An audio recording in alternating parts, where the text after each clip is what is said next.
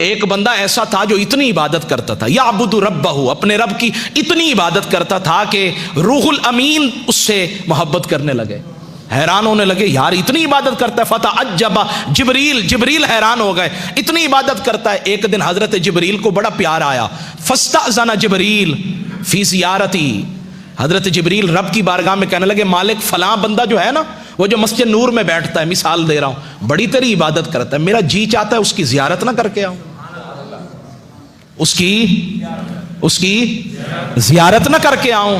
حضرت جبریل نے جب یہ بات کی نا، رب نے فرمایا تجھے اجازت ملے گی، اذن لہ، اجازت دیتے ہیں، بشرط، لیکن ایک شرط ہے۔ کیا شرط ہے؟ کہا ان ینظر فی اللوح المحفوظ، لوح محفوظ میں اس کا اصل، اس کی جو قسمت ہے نا، تقدیر ہے، ذرا وہ دیکھ لو۔ جب حضرت جبریل نے لوح محفوظ میں دیکھا نا، تو کہتے وہاں تو اس کو شقی لکھ دیا تھا، بدبخت لکھا ہوا تھا۔ حیران ہو گئے، زمین پہ اترے، اس بندے کی طرف گئے، سلام دعا کے بعد اسے بتایا میں جبریل ہوں۔ وہ پھر بھی اس کی عبادت میں لگا رہا۔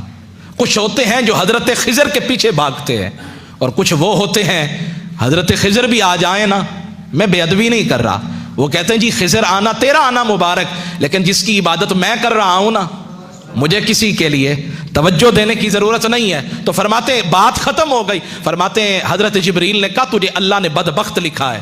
وہ پتہ کیا کہنے لگا؟ الحمدللہ، نہیں سبحان، اونچی وانا سبحان اللہ، ہر حال میں راضی رہنا، جیسے تو راضی ویسے میں راضی۔ کہنے لگا الحمدللہ، یا اللہ تیرا بڑا کرم ہے، کم از کم لکھا تو ہے نا، بدبخت لکھا تو ہے نا، کچھ نہ کچھ تو لکھا ہے، ادھر لکھے پھر بھی تیری مرضی ہے، ادھر بھی لکھے تیری مرضی ہے، کم از کم اتنا تو دلاسا ہے کہ تو نے لکھا ہے۔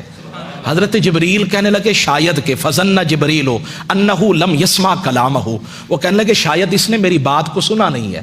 فاعاد علیہ القول، اس حضرت جبریل نے پھر کہا حضرت آپ تو ساری زندگی عبادت کرتے رہے، سجدے کرتے رہے، اور رب کا یہ معاملہ ہے کہ اس نے آپ کو شقی لکھ دیا ہے۔ اس نے پھر کہا الحمدللہ۔ فتعجب جبریل، جبریل بڑے حیران ہوئے، کہنے لگے یہ کیا معاملہ؟ اس نے کہا لو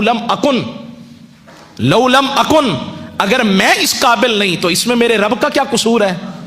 میں اگر ہوں ہی نکما، میری ذات میں میری قسمت میں لکھا ہی نہیں ہے، تو اس میں میرے رب کا کیا قصور ہے؟ جبریل نے سنا تو اس بات پہ بھی بڑا تعجب آیا، اور جب تعجب آیا نا تو فرماتے ہیں اللہ نے آواز لگائی، صدا لگائی، جبریل اب ذرا انظر فی اللوح المحفوظ، اب دیکھو نا لوح محفوظ میں۔